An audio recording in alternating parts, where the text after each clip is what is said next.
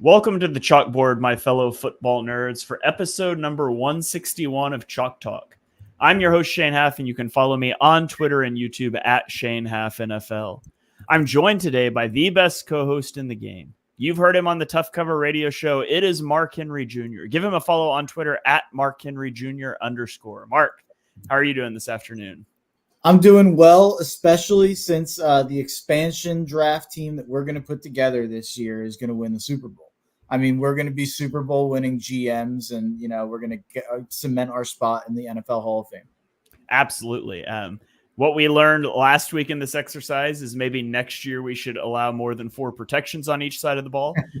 We'll write that down. Maybe next year we'll add like a flex protection, a 9th player, but we're going to continue on with the same rules as last week. And so for those of you that missed last week's show, we're imagining a world where the NFL has tasked us with adding a 33rd team to the NFL. And we looked back at what the process looked like for the last 3 expansion teams, how it worked.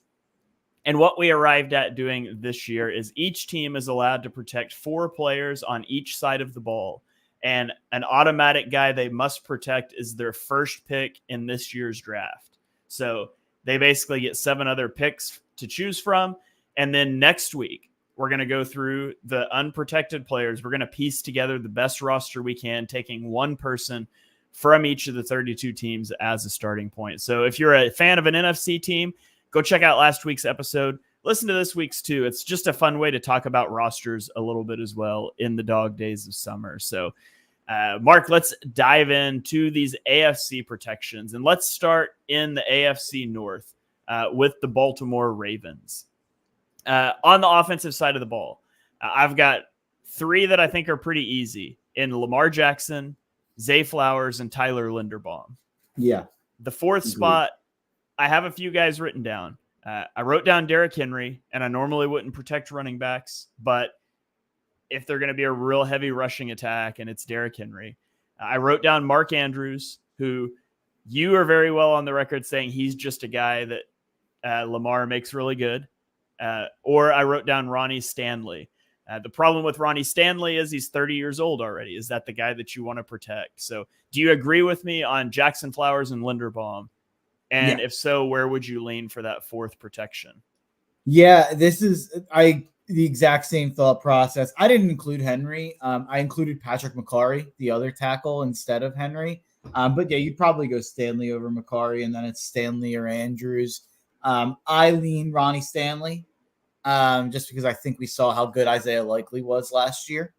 So I would lean Ronnie Stanley, but I'd be fine with Mark Andrews. I'm obviously biased. Yeah, I will go with you on that, mainly because of what we saw out of Isaiah Likely last year when Andrews was injured. So we'll protect Ronnie Stanley as our 4th guy. On the defensive side of the ball, Nate Wiggins is their automatic protection as their first pick. That leaves us 3 guys to choose from on the defense. Mark, where did you lean here? I went with Kyle Hamilton easily, Justin Matabuke easily, and then I went with Roquan as my 4th guy. There's some other names you could throw out there. Did you land on the same 4?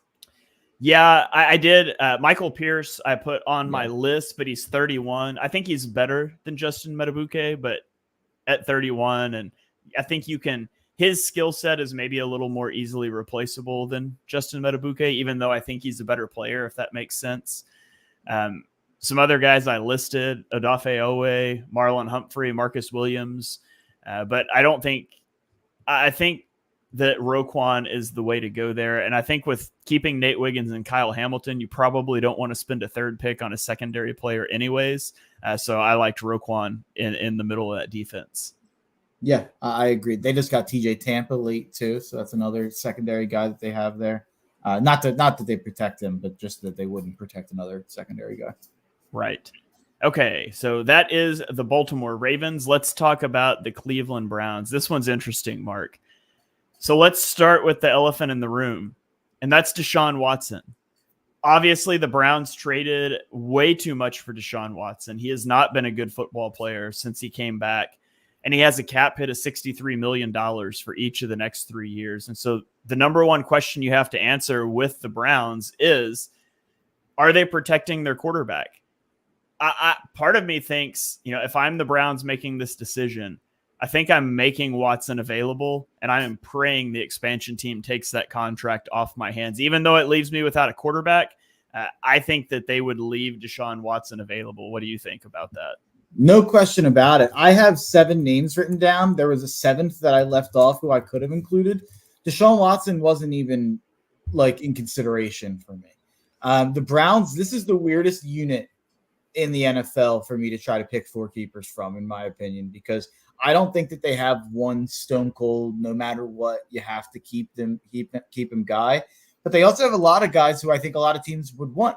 So it's a really interesting offensive roster. The defense, do you just want to do defense real fast and get it over with? Because I think it's super easy, and then offense is incredibly hard. Sure, let's do it. So on defense, they have to keep Michael Hall. He was their first selection. They're going to keep Myles Garrett. Yeah. I had down Jeremiah Owusu-Koramoah and Greg Newsome. Yeah, I had the same 4. Okay. And Denzel Ward, you could make an argument for. He's a couple of years older than Newsome, and I think they're fairly equivalent players. And then they've got, some older guys, Zadarius Smith, but he's 32. So, and you're already keeping Garrett and Hall. So we'll lock in Michael Hall, Myles Garrett, Jeremiah Owusu-Koramoah, and Greg Newsome. And so then we bounce back to the offensive side of the ball. If we're not keeping Deshaun Watson, are we keeping Nick Chubb? He was the 7th name I consider writing down, but I took him off. I took him off my board. Tell me which way you went with the Browns offense. I have 6 names written down. I didn't pick. I probably prefer 5. And I have Amari Cooper and Jerry Jeudy, who are weird. They're both weird to kind of try to project because Amari Cooper, really, really good player, has never been a top 10 receiver, but has probably always been top 15 to 20. And last year was one of his better years, if not his best year. He is 30 now. Then you have Jerry Jeudy, who's been so up and down. He's 25, seems to have some character issues as well. David Njoku kind of broke out last year. He's 28. It's really difficult. So those are the 3 skill position guys I considered. Then on the offensive line, DeJuan Jones, who was a late round pick for them last year, who we both liked, graded out as a literal average starting offensive tackle last year, but he was a rookie.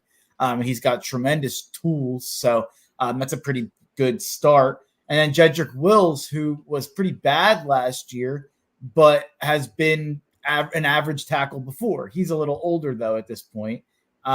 If you made me pick, and then I had Wyatt Teller written down, too, who's 30. He's decent interior offensive line. If you made me pick, I would go, I guess, Cooper, Jeudy, Njoku, DeJuan Jones. I don't know. Yeah, this is tough. Brutal. This is brutal. I would not keep Joel Bitonio, Wyatt Teller, or Jack Conklin because that's 3 interior offensive linemen, all around 30. If the expansion team takes one, that's fine. You still got 2 of the 3 on the interior. So I would wash those out. To me, it comes down to DeJuan Jones or Nick Chubb, because if you're exposing Deshaun Watson and you've got a pretty good offensive line, you might want to run the ball a lot. I think I would lean DeJuan Jones, though, he's second-year player. He was a replacement level starter last year, and a lot of people thought he had first-round upside before he fell. So I say we go Cooper, Jeudy, Njoku, and Jones. Yeah, that's what I had as well. Let's do that. Yeah, that's okay. Weird. Yeah, the Browns were a weird, but there's a few weird ones in here. So let's go to the Pittsburgh Steelers now. And I think for the second time in 2 teams, we're not going to protect a quarterback because Russell Wilson, Justin Fields, the expansion team could only take one. And do you really care enough about which of those guys is your starter to protect them? I don't think so. And I went on offense. I went tremendously rookie heavy here. So they have to keep Troy Fontenot. Yeah. And then George Pickens. Yeah. And then I wrote down Zach Frazier and Roman Wilson. Interesting. You see, rookie happy Shane over there. I know. Rookies. No, it's so funny because I didn't write them down. Other guys I had down, Isaac Seumalo, but he's 30 and he's a guard. You got Najee Harris, but I'm not keen on protecting a non-elite running back. I think he's. And then you've got Pat Freiermuth, and I think there's going to be better tight end options available. I thought he kind of took a step back last year. So the one name that I had that you didn't, I had Broderick Jones, who they took in the first round last year. Wasn't great, wasn't good even necessarily. Yeah. But he was a first round tackle last year. So you said Zach Frazier, Roman Wilson. Who'd they take higher? Frazier? Yeah, I think Frazier went before Roman Wilson. Yeah. Would you want to go Pickens, Jones, Fountaino, and Frazier? That's keeping 3 offensive linemen. Yeah, it's probably. Would we rather protect Roman Wilson? Of course. Yeah, throw Broderick Jones out. He stunk last year. Whatever, that's fine. Okay, I was gonna say let's expose Frazier and keep Broderick Jones, but yeah, he wasn't very good last year. No, he was bad. But I feel like sometimes I get too beholden to the previous year's first round picks in this, even when they're not good. Sometimes we have an interesting one of that later, kind of that we'll get to. But yeah, I like both those players a lot, and you know me, I'm always willing to bet on rookies. So throw Zach Frazier and Roman Wilson in there. I'm in. All right, let's do so. Fountaino, Pickens, Frazier, and Wilson on the defensive side of the ball. It's, by the way, what a class. I mean, we've talked about it before, but Fountaino, Frazier, and Roman Wilson as like a top 3 picks from a draft class. That's 3 top 40 players at least in that class. Yeah, awesome. Absolutely. On defense, I got TJ Watt, Alex Highsmith, Minkah Fitzpatrick, Joey Porter Jr. Wait, so I must have missed. So you said TJ Watt, you said Joey Porter Jr.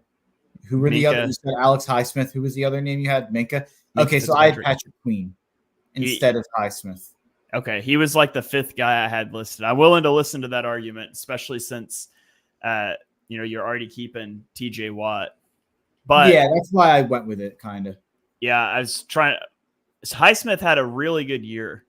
So in 2022, when TJ Watt was injured, he had the 14.5 sacks. He only had 7 last year, but it was still a good year. But then, yeah, whoever we don't pick is going on our team here, probably. Yeah, absolutely. Yeah. So between Highsmith and Queen, that's really tough. It's funny. So I'm really high on Patrick Queen. I've always really liked Patrick Queen. He did not start his career well. We have a guy who listens to the show a lot, Dan Baxter. He comments on our stuff sometimes. And he said that I was giving the Steelers way too much credit in general for signing Queen. And he wasn't good until he got Roquan Smith next to him. My kind of rebuttal to that would be like, guess what? He's playing behind TJ Watt in front of Joey Porter Jr. and Minkah now. Like, I think it's probably going to work out in Pittsburgh. That's a separate conversation. But I guess we should go Highsmith if there is. Maybe I'm just crazy high on Patrick Queen, and the Steelers gave him a crazy contract, and me and the Steelers are crazy because it does seem like there's some people who are anti-Patrick Queen. Yeah, I think Highsmith is the more sure thing out of the two, and I think he's a better player at a more important position personally. So I would lean Highsmith, but I'm willing to go Patrick Queen since we already have TJ Watt. I'll let you go Highsmith. I'm not that passionate on it. Okay, so Patrick Queen, you are an OKC insert expansion team. I feel like this. If we make this an OKC team, they have to be like the Lightning, right? You got the Thunder and the Lightning. Ooh, I like that. I like that. What's another weather name? The Tornadoes? Yeah, is that insensitive? I don't know. Depends on how close they play to certain areas of Oklahoma City, I guess. You get like Tulsa. They went with hurricane instead of a cyclone or a tornado because it's just less relevant in Oklahoma. But yeah, that's a good point. I guess it's a golden hurricane too. How often are hurricanes golden? Yeah, I don't know. All right, let's keep going here in the division. Let's talk about the Cincinnati Bengals. So on offense, Amarius Mims is their top pick, so they keep him. Who else are you keeping on offense? On offense here, I had Joe Burrow, I had Jamar Chase, and then I had let Shane pick between T. Higgins and Orlando Brown.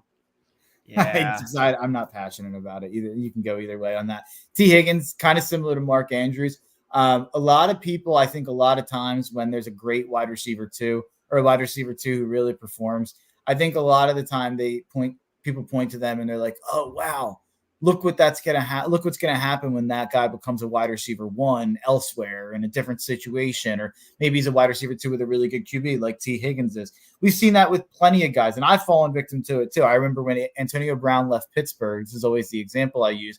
I thought Juju was really going to, level up and become that top 5 receiver that people thought he was going to be. I think T. Higgins gets a lot of that credit. I think a lot of people are like, man, if T. Higgins was a wide receiver 1 or in a different system, I actually think T. Higgins looks better than he actually is because he's got Jamar on the other side and Joe Burrow throwing him the ball. But that's my own thing on T. Higgins. So I would probably lean Orlando Brown, I guess. Yeah, I was going to say, I think T. Higgins is a better player at his position than Orlando Brown, but I lean Orlando Brown for 2 reasons. One, they just drafted Jermaine Burton, and so they've got a guy that a lot of us thought pretty highly of at wide receiver should T. Higgins get poached. 2, T. Higgins' contract situation. He wants a big deal, and he's on the last year of his deal. I believe he's on the last year of his deal, right? Yes, he is. Yeah, and so you expose him if he gets selected, it kind of takes the headache of what to do with that wide receiver 2 contract off your plate. So let's go Orlando Brown Jr. and the Bengals. It's a win-win. If T. Higgins stays, you think you're pushing for a Super Bowl this year. If he leaves, Jermaine Burton steps in and you don't have to deal with locker room / fan fallout when you let wide receiver 2 walk. So let's go Orlando Brown. And then on the defensive side of the ball, I have Trey Hendrickson. Yeah. Jordan Battle. Yeah. And then it gets a little difficult for me. So I wrote down 4 names. Cam Taylor-Britt, Geno Stone. Yeah. If you keep those guys, you're keeping 3 defensive backs. And then I wrote down Myles Murphy. Yeah. And in parentheses, I put he was bad last year, but he was a first-round pick. And then I wrote DJ Turner, and I put he was bad last year, but he was their second-round pick. So rough draft class for the Bengals 2 years ago. But outside of Hendrickson and Battle, where would you go here? You know how much I loved Myles Murphy. I'm not giving up on him after a year where he didn't get a lot of snaps. How many snaps did he get? 300 snaps, only 125 pass rushing snaps. He actually graded out pretty well in terms of pass rushing, but he was terrible against the run if you look at his PFF grades. So maybe they just need to get him on like a more pass rushing, steady kind of snap diet. So Myles Murphy's a guy I still believe in. And then I went with Geno Stone. I like Geno Stone. I think that was a good pickup by them. Again, probably looked better than he is next to Kyle Hamilton, but now he goes and plays next to Jordan Battle. By the way, I want to waive you said not a great class for them. And that's probably fair. DJ Turner not played well. Myles Murphy didn't step up, but Jordan Battle was like an unbelievable. He was probably one of the 5 best rookies on defense last year. I don't know how the defensive rookie of the year thing graded out. I'd have to go look at it. Jordan Battle was a guy I believe we both really liked coming out of college who really made us look smart because he was awesome. I mean, he really, really stepped into a role for them. Yeah, absolutely. So we'll keep Trey Hendrickson, both of the safeties, Battle and Stone, and then we'll keep Myles Murphy. Yeah. Okay, let's roll on to our next division. We're going to go to the AFC East and talk about the Buffalo Bills. So on offense, their first pick is Keon Coleman, and then they're obviously going to keep Josh Allen and Dalton Kincaid. Where do you go for the 4th option here? I wrote down either Spencer Brown or Osiris Torrance. Osiris Torrance, kind of one of the same class, like wasn't that great. He was fine, but we both liked him. And I think he probably will be a good starting offensive lineman. Spencer Brown, probably a little bit more solid and entrenched, a little bit older though, a couple of years. So kind of whether you want to go with the shirt thing or the young guy. I wrote down a name you're not going to like. Uh-oh. You want to guess who it is? James Cook. Yeah. Yeah, he's fine. He had 1,100 yards rushing, but he also had almost 500 yards receiving. And when you look at a team that lost Stephon Diggs, I think you need options. And Keon Coleman is a rookie. He's not proven. Dalton Kincaid, second-year player. So I think there's an argument to be had to keep James Cook. But if it's not James Cook, I would probably lean Spencer Brown. Let's go James Cook. I'm All fine right. with that. I don't feel great about the other names. Yeah, I did not think I would be arguing to keep a running back for the Bills when I started looking at the roster, but then we looked at it. I looked at it. I was like, man, he was kind of like one of their leading weapons last year. I've said this before on this show that I like the Jets to win this division. And going through this exercise, I hate this Bills roster. I really think the Bills have really and I know it's just the obvious obviously when you have an elite quarterback, you pay whatever it takes to have them and you deal with the consequences later, and you don't think twice about it. You just do what you have to do to keep your elite quarterback. But I think you're seeing what happened to that roster now. There's so much of their secondary's gone, which we'll get to. Some obviously Diggs isn't there anymore. The O-line's had some losses. It's not great. Yeah. And when you talk about like the receiving yardage, it's not just checkdowns. There were 3 running backs last year with an ADOT above 1 yard. Number 1 was James Cook at 2.4 yards. Number 2 was Saquon Barkley at 2.3. And then number 3 was Christian McCaffrey at 2.0. So he was being targeted downfield. I think he's probably a pretty good weapon for them.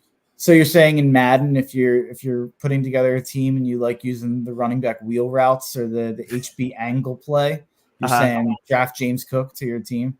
Potentially, yes. Okay, I like that little insider trading there. All right, let's go to the defense. Lead us off here with your boy. Yeah, of course. 2 of my boys of the last couple of years, Gregory Rousseau and AJ Epineza, I think have to be kept for this team. This is we have a couple coming up where the next 3 teams, or actually no, then 2 of the next 3 teams, I will be arguing to keep 3 defensive linemen. I guess the AFC East, the strength is the defensive line, but I went Gregory Rousseau, who's the easiest one on the defense to keep. I think Epineza is second. I think Ed Oliver was third for me. Little older, right? I don't know. I don't have his age right in front of me. Ed Oliver's only 26. Wow, it feels like Ed Oliver's been around for 10 years. That's crazy that he's only 26. That's wild. I thought I went through it and saw he was 29, and I was like, oh, I'll keep him. 26 is unreal. And then I wrote whatever corner Shane wants to keep for Buffalo. You could kind of argue a couple different. All right, I would say Christian Benford. Okay. He only 23 years old, he's a 6th round draft pick in 2022, and maybe last year's an anomaly because 6th round pick, he didn't play a lot as a rookie, but he was really good last year. Mm-hmm. And so I'm going to roll the dice on a breakout year like that about every time. So really young player. I think you could make an argument for like Matt Milano, but he's 29. Rasul Douglas is 29. I would rather just roll the dice on the young guy. Yeah, definitely. I agree. Okay, on to the Miami Dolphins, who on offense, they're going to keep Hill and Waddle for sure. And then I wrote down 3 names. Tua, Taron Armstead, who's 32, and Devon Achane. Yeah, I did Tua and Achane. Just because Armstead's so old, and that's just another insane option for us. In case we wanted to go with a Niner or an Eagle that isn't Lane Johnson or Trent Williams, Teron Armstead's also available. So it's pretty. Yeah, the offensive line class for this expansion team is going to be insane. Yeah, Teron Armstead has been injury prone at times in his career. Yeah. In 2021, he only played 8 games. 2022, he played 13. 2023, he played 10. So he's been injury prone at times, and he is aging, but no doubt a really good tackle. So, did you say how old he was? 32. 32. Yeah, it's just a little too old. Yeah. Okay, so on to defense. They have to keep Chop Robinson. He was their first selection. You said you were going to argue for 3 defensive linemen. I only have 1 here, so lay it on me. Only 1, including Chop? After Chop. Yeah, I Chop included. But I had Javon Holland you have to keep for sure. No doubt about it. But then I had Jalen Phillips and I had Bradley Chubb.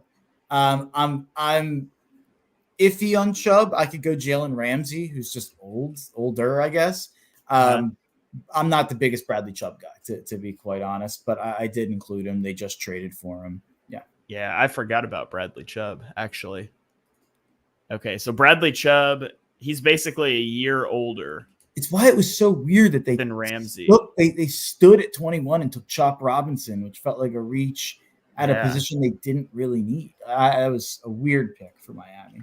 And Jalen Ramsey had a down year last year, but apparently Jalen Ramsey also hates Vic Fangio, so that could have played into it a little bit.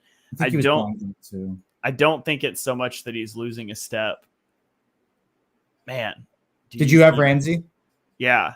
Let's go Ramsey. I forgot about Bradley Chubb. I didn't even write him down though. Let's go Ramsey over Chubb because I had Chubb / Ramsey.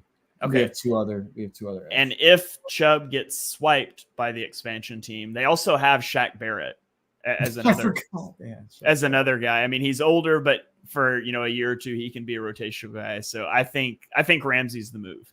I love Shaq Barrett. I forgot he was there. I wish he was an Eagle just to get like 100 snaps a year. All right, let's go to the New York Jets. They will keep on offense Olu Fashanu because he was their first-round pick. They're going to keep Aaron Rodgers because they would like to see him play more than 4 snaps.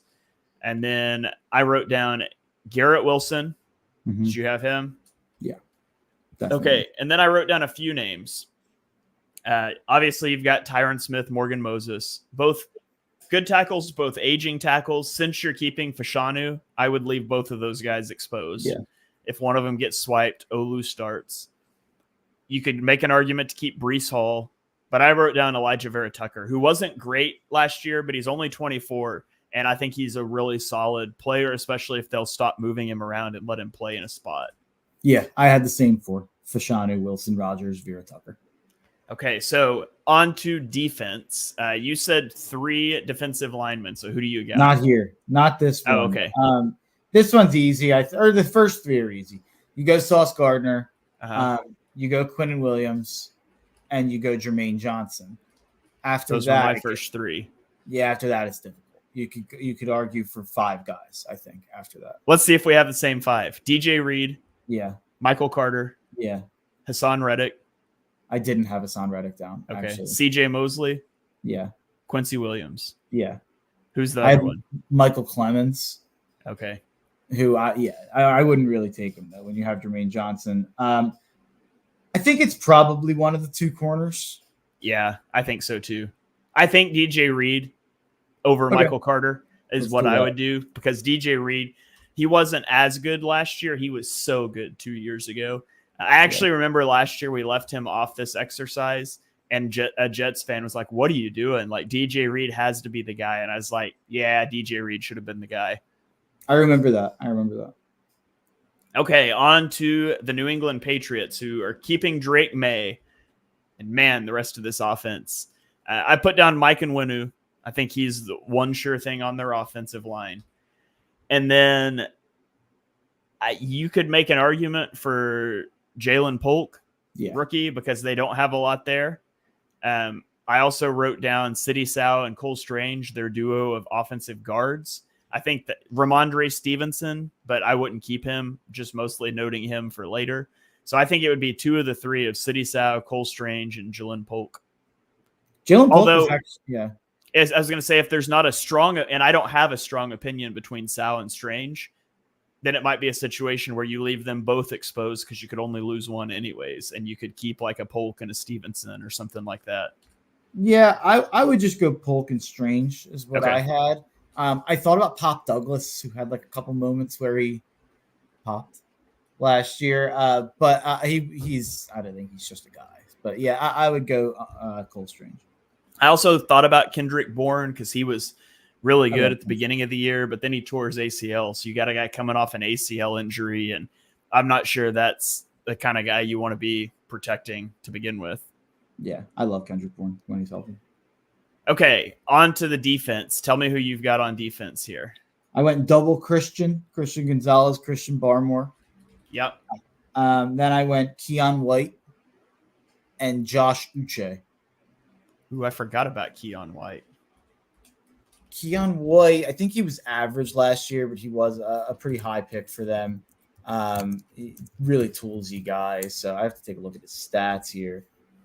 But yeah, that's what I went with for those 4. Who did you have instead of Keon? I had Jelani Tavi.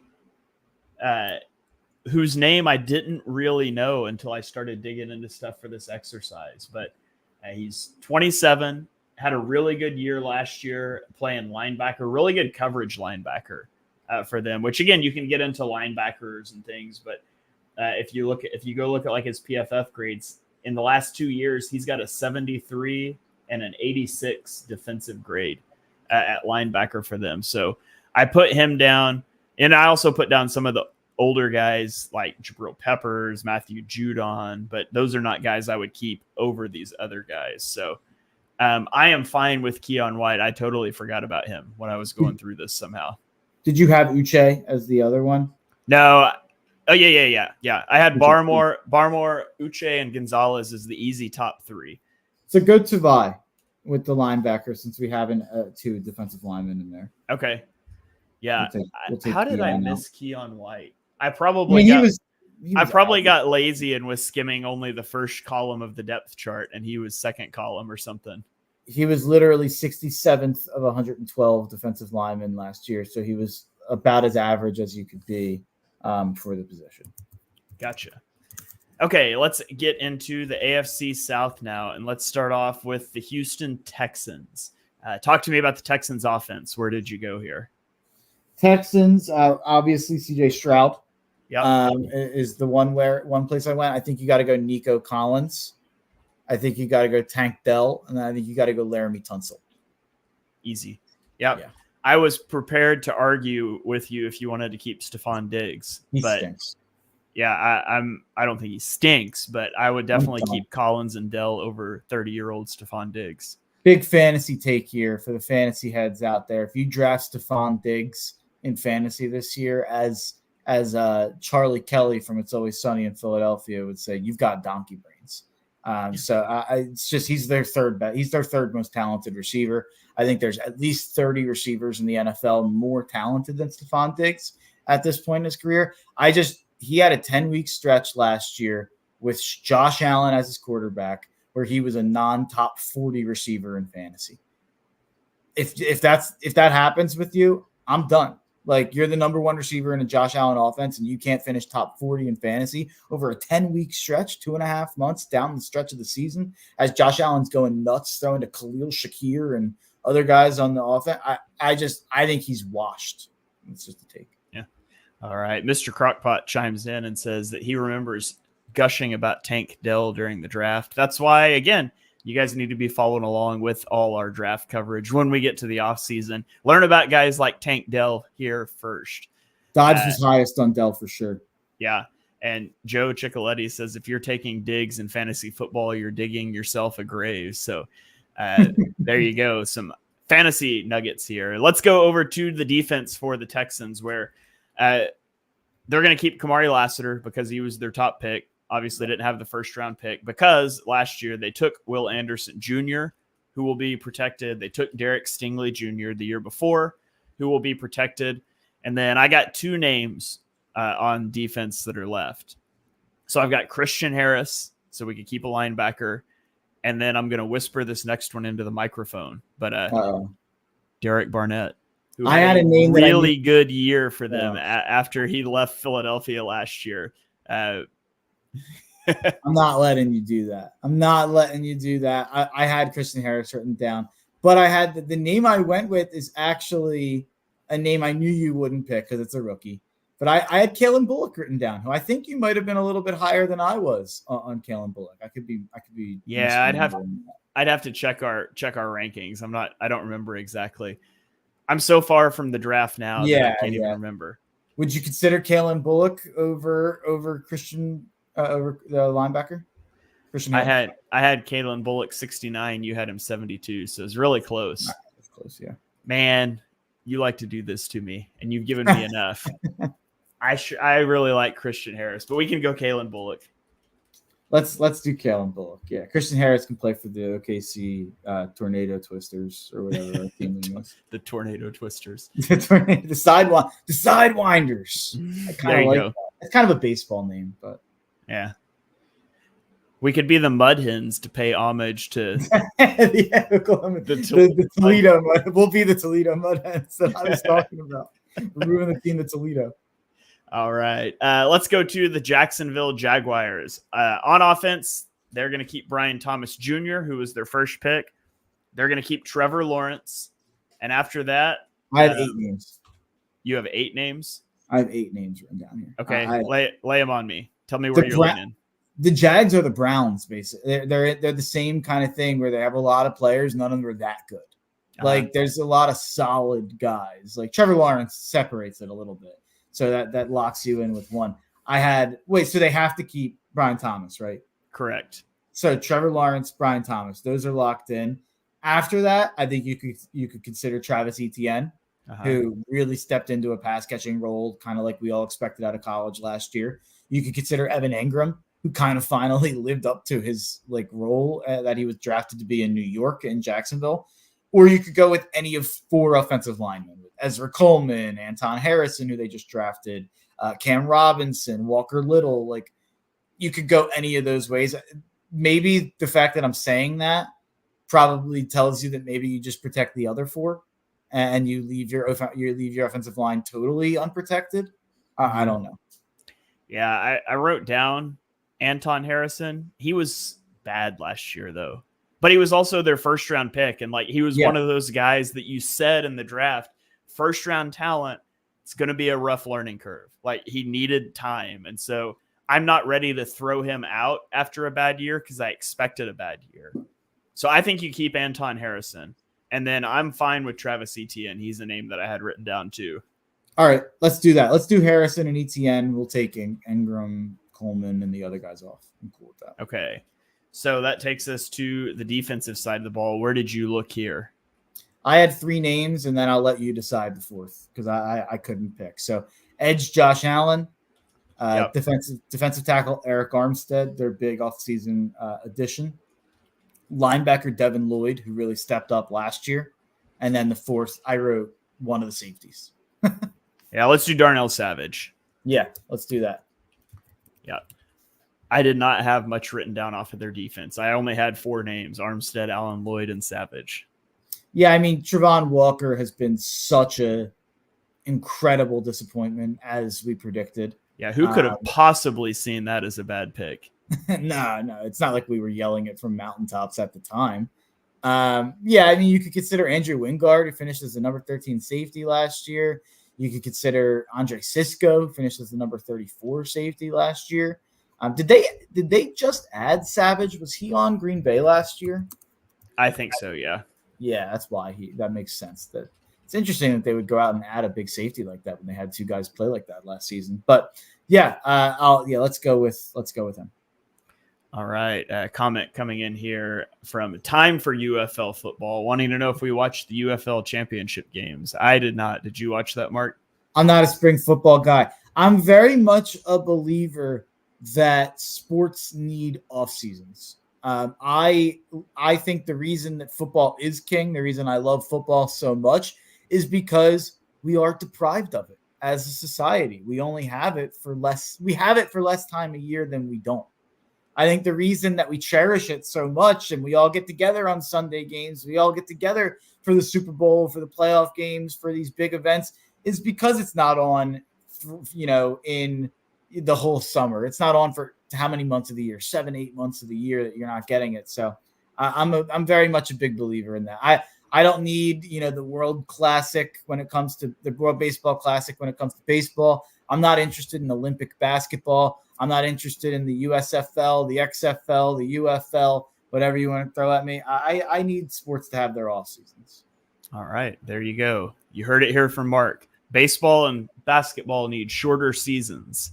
I agree with. Well, that's a fact. That's a stone cold fact. I've always thought the big advantage that football has, it's losing this, but still, like, your team plays on Sunday, or if it's college, games are on Saturday. Like, you don't have to check a schedule and be like, oh, we play Monday at 8:00 and then Tuesday at 1 p.m. And when, like, it's a game a week, it's on a regularly scheduled day, and every game really feels like it matters. Like, you go blow a 7-run lead in the bottom of a 9th inning.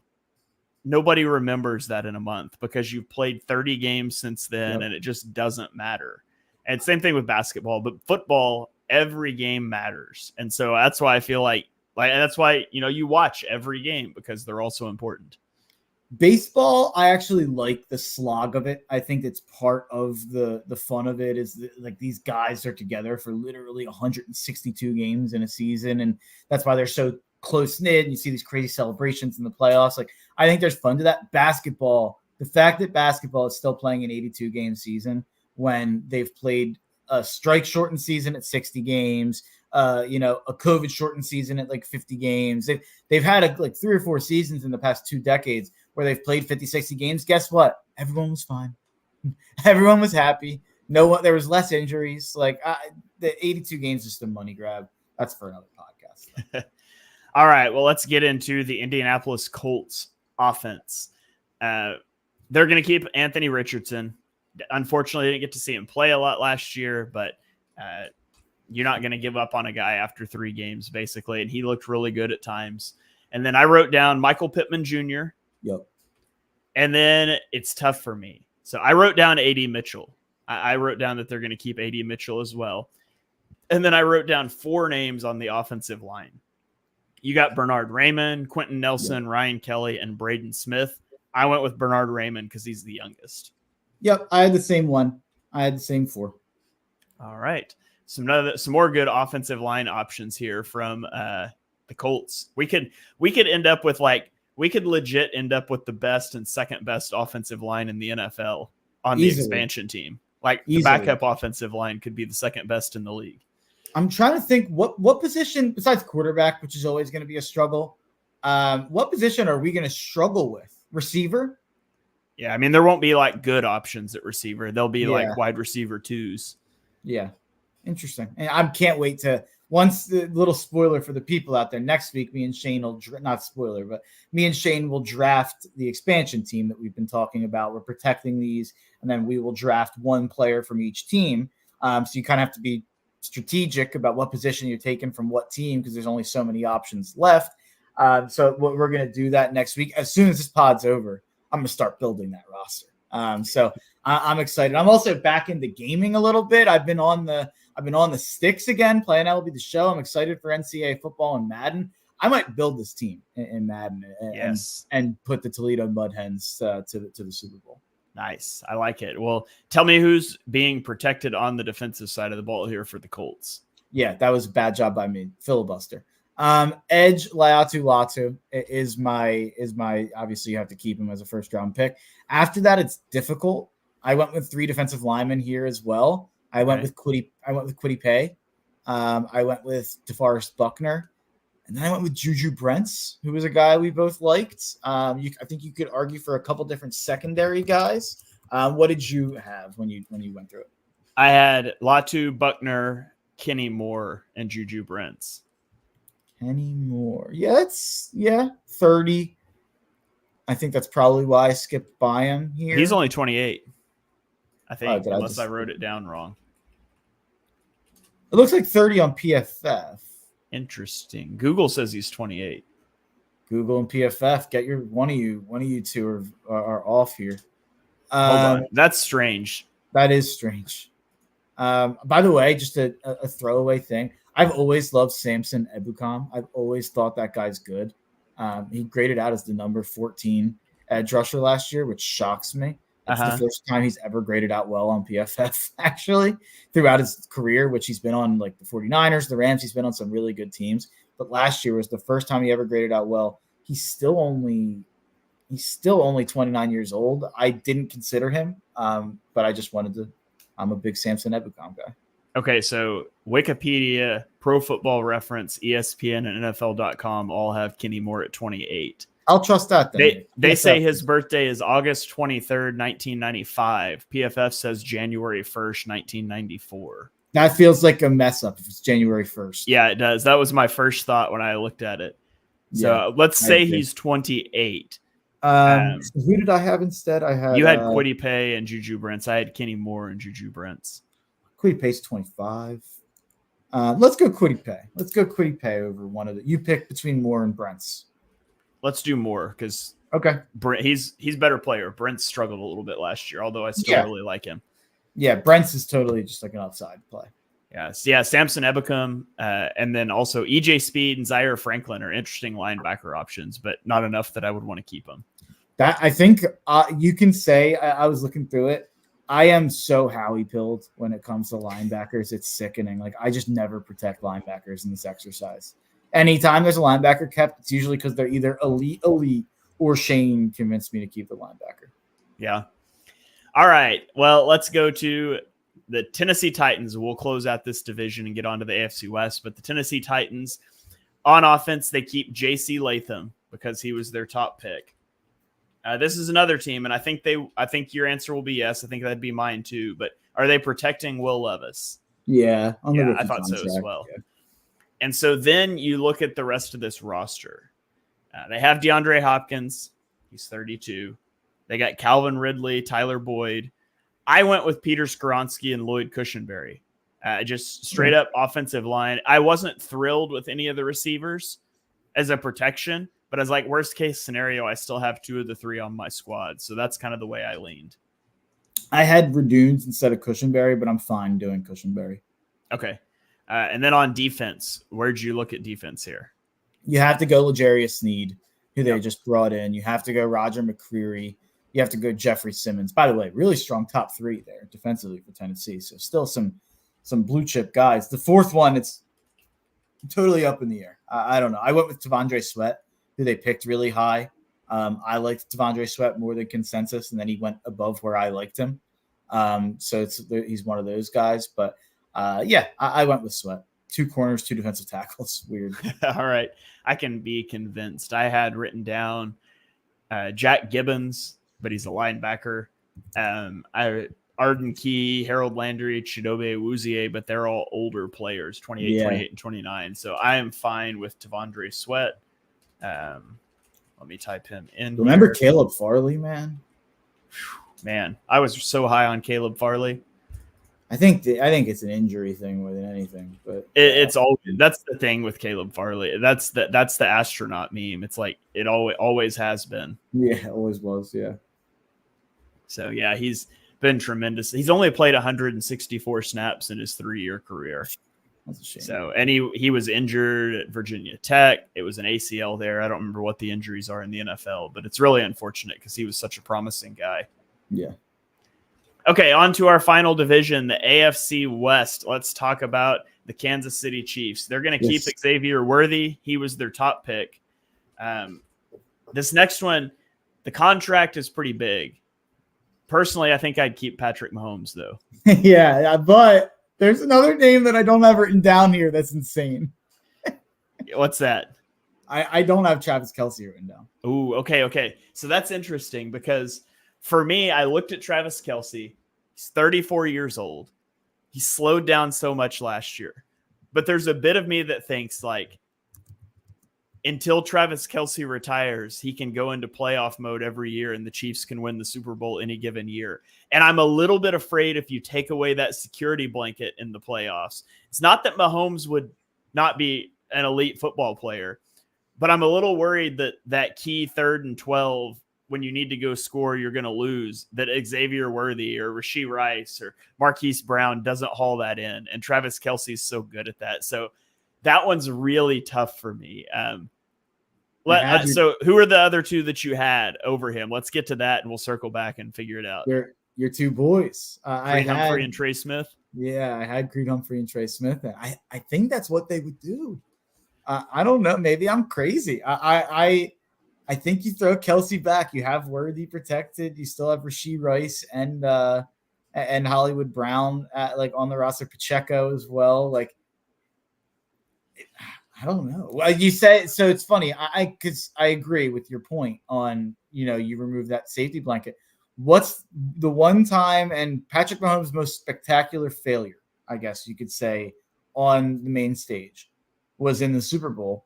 And it was because he wasn't protected at all. That's why they went out and they got Smith and Humphrey. And since Smith and Humphrey have been there, what have they done? Won 2 Super Bowls. Yeah. I think you go Smith and Humphrey. I had Humphrey, Kelce, and Smith was the 5th name.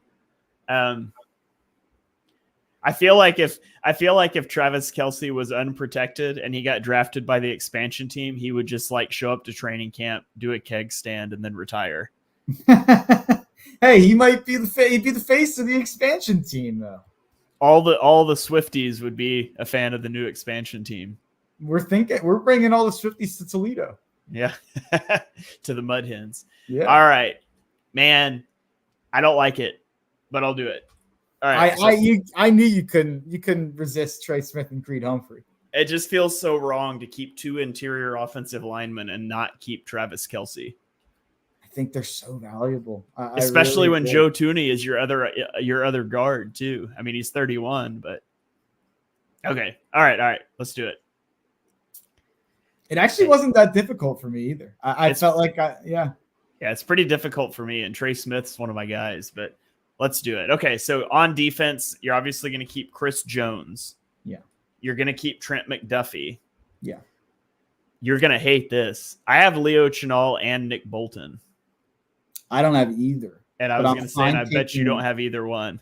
I'm fine picking one of them. The reason that was part of the reason that I didn't, because they have those two guys. They also have Drew Tranquill, who really stepped into a role last year and really played well for them. So I just felt like three good linebackers. I think you have to keep Karlaftis. I knew you would say that. Yeah, I'm a big Karlaftis guy. He hasn't. Let me take a look here. I don't want to speak out of turn. Let me get the stats correct, because if I'm not mistaken, he's a guy who is better statistically than PFF would have you believe. Yeah. I think he had double-digit sacks last year. Yeah, he had 10.5 sacks last year. I think they have to keep Karlaftis. I had Joshua Williams written down for the fourth guy, but I don't care about that name. Let's do it. I like your theory of we don't need that many good linebackers, and I think we've got three options, so let's just leave them all exposed. So let's do McDuffie, Joshua Williams, and George Karlaftis. I'm fine with let's do Karlaftis, and then you can pick your favorite linebacker. Because I'm not that. I actually think that's because I would have had a hard time picking between Chenal and Bolton. That's why I put them both. But you're right, with Drew Tranquill, it kind of makes sense that you can lose one and still play nickel personnel just fine. Another interesting name, and probably the only first-round pick who won't get protected just because they had two of them. Felix Henadike is. Oh no, this was last year. He played last year, but he didn't play. Yeah, he barely played. Okay, I had that mixed up here. I never dumb thing to say. All right, on to the Las Vegas Raiders, who are going to keep Brock Bowers because he was their first-round pick. From there, where do you go? This is an interesting one. I went Devontae Adams. Yeah, he's still just really good. He's actually a guy I'm really high on in fantasy this year for another fantasy corner. Go look at Devontae Adams with Aiden O'Connell as his quarterback last year. You could argue that last year was the best season of his career, or the most impressive. Then I went double tackle. I went Colton Miller, who I didn't realize had been as consistently really good as he's been. Really good player. Because he started his career kind of as like a joke, right? He was a guy who everyone thought the Raiders took too high, if I'm not mistaken. And then he turned into a really good player. How high did they take him? I don't remember. He was first round. Yeah. Let me take a look. He was first round. I'd Thayer Munford Jr. as well. I don't think he's one of the ones that was like I think he was a round one projection, though. I don't think he was one of the tremendous reaches like Cleveland Farrell or. It wasn't Alex Leatherwood. No, it wasn't that. But I do remember people being like, really, really high. And I remember people like, oh, he's 6'8". They love that. That was like definitely a big thing. He went 15th now that I'm looking at it. So, yeah, I don't think it was a crazy, crazy thing. But I remember people. Was that still Gruden era? 2018, probably Gruden era, I imagine. I'm not sure. I think they got clowned for that. Ended up working out. But I had Colton Miller and Thayer Munford as the two other guys. Okay. Are you interested in hearing a Jackson Powers Johnson instead of Thayer Munford? Yes, let's do it. I don't even need to hear it. Okay, that's what I had down. And so this is another team that is not going to protect their quarterback, but they have Gardner Minshew and Aiden O'Connell. And if I'm being honest, Gardner Minshew, probable quarterback for our expansion team? Question mark. Yeah, It's either him or Jacoby Brissett, I think. Minshew then. Yeah, I would go Minshew over Brissett. We did end up protecting Carr, right? I think you made me do it. Yeah. Yeah, I think I made you protect Carr. We're not going to roster Deshaun Watson. Yeah. So Gardner Minshew is going to have to take the Toledo mud. He belongs in Toledo. It makes sense. He does. He seems like a mud hen. Absolutely. Okay. On the defense, they have Christian Wilkins, Max Crosby, slam dunk keeps. Yeah. And then I wrote down Jack Jones and Trevon Moehrig. That does not keep Tyree Wilson, who was a first-round pick a year ago, but he was also really bad. But also, he was one of those guys that you're like, he's a project. It also doesn't keep Malcolm Kuntz, who's 26, and he had a breakout year last year, 8 sacks and 52 pressures. There's kind of – they've got a lot of options, I guess, here on the defensive line. But Jones and Moehrig, would you keep Wilson? Would you go somewhere else? What do you think? I had Jack Jones definitely, and then I had Malcolm Kuntz as my fourth guy over Tyree and over Moehrig. Okay. I could be convinced on any of the three though. But Kuntz I think he's really turned himself into a really good player. This Raiders defense is going to be a top 5 defense in the league. I really believe that. All right, top 5 defense. They're going to need it. They're going to need it with their offense. I'm telling you, I think this team is going to compete to make the playoffs. I really, really do. I think their defense is that good. And I think with Devontae, with Bowers, we just discussed 3 offensive linemen they could keep. I think Zamir White's actually going to step into a role nicely at running back. I just think Minshew needs to be average. Minshew needs to do like 90% of what he did last year. Last year was probably a little bit too much to expect. But yeah, I really do think they can be. I think they're the second best team in this division for sure. Yeah. All right. Well, let's go to the Denver Broncos now, who are locked into keeping Bo Nix, their first-round pick. And this tells you something about the state of their roster on offense. But the number 2 name I had written down on this offense was a 4th-round pick this year in Troy Franklin. I didn't have him written down. Wow. Oh, you didn't have Franklin down? I will do it, though. Okay. So Bo Nix, Troy Franklin. Then where do you go? I had Quinn Miners written down. And I had McGlinchey. McGlinchey. I don't think is that good. I had McGlinchey. I had those 3. I had Nix, Miners, McGlinchey. And then for the 4th spot, I wrote Marvin Mims / Cortland Sutton / Javonte Williams / Audric Estime. And now I added Troy Franklin. Javonte Williams isn't that good, though. Audric Estime, they took in like the 5th round, and they have both of them. So we're not going to – don't take a running back. And then it's one of the receivers, Marvin Mims, Cortland Sutton, Troy Franklin. I've never been a Cortland Sutton guy, so it comes down to Mims or Troy Franklin or Mike McGlinchey. Let's just keep Mims and Franklin. Take McGlinchey out. We're not going to draft him anyway. Okay, so Marvin Mims, Bo Nix, Troy Franklin, and Quinn Miners. Yeah. That's all right. The worst foursome, I think, of any of these units. Yeah, well, wait till we get to the defense. So on defense, they have Patrick Surtain. Yeah. And then I wrote down Baron Browning. Yeah. And then after that, I wrote question marks. Yeah, I wrote throwing my hands up on the other 2. Jones, Allen, John Franklin Myers, Roach, Sanders, Ellis, Benito. Yeah. Do you want to do Jonah Ellis since he's like unknown? Sure. Jonah Ellis and who? Drew Sanders? I guess. I don't know. Yeah, this is really bad. Looking at this just made me realize how long the Denver Broncos are going to be a bad football team. Yeah, there's no horizon. No, not at all. Yeah, I mean, I'm Brandon Jones, safety, like Zach Allen's a defensive tackle, John Franklin Myers, defensive tackle. They're both 27. Nick Benito's fine. I was never really huge on him coming out. He's been fine. He's 25. Drew Sanders didn't play a lot last year, but he was terrible. Don't do Drew Sanders. Do Nick Benito over Drew Sanders, I guess. Okay. I don't know. So we're keeping Patrick Surtain, Baron Browning, Jonah Ellis, and Nick Benito. So 3 edge rushers. Yeah. Yeah. Yeah. And 2 of them, Benito and Browning, were definitely linebackers that became edge rushers later. Yeah. Jonah Ellis is kind of the same thing a little bit. Yeah, Like, I couldn't remember He's his kind of art. a tweener, yeah. Okay, so on to our final team, the Los Angeles Chargers, who they are going to protect Joe Alt. He was their top pick.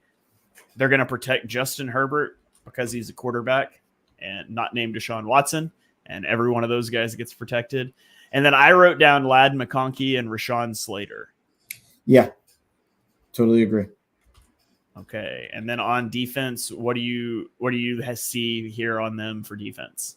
I went Bosa, Derwin James, Asante Samuel Jr., and Tuli Tuipulotu.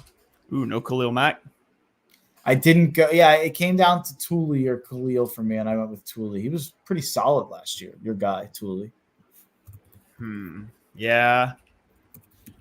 Or would you want to throw back Derwin? Or is but Khalil Mack had 17 sacks last year. I mean, I know he's 33, and I guess this is a team that.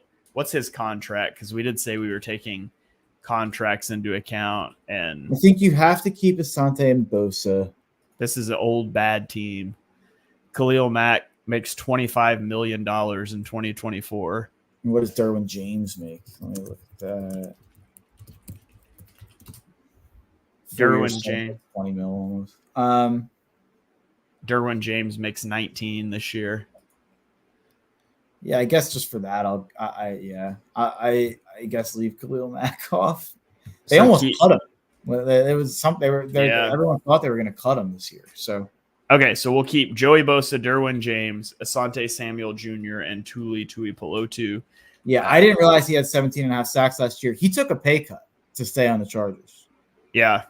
That's crazy that he had 17 and a half sacks last year and the Chargers made him take a pay cut. I don't really understand what the Chargers. That's crazy that he was willing to take a pay cut to stay with the Chargers. I guess he wanted to stay in LA, but and he spent his time in Oakland too. And then I guess he might have left before they went to Vegas. Actually, he might have been on the Chargers already by then, or he was in Chicago and he's like, I've had enough Midwest life. I'm living West Coast, I guess. So yeah, I don't know. I don't know why he took a pay cut.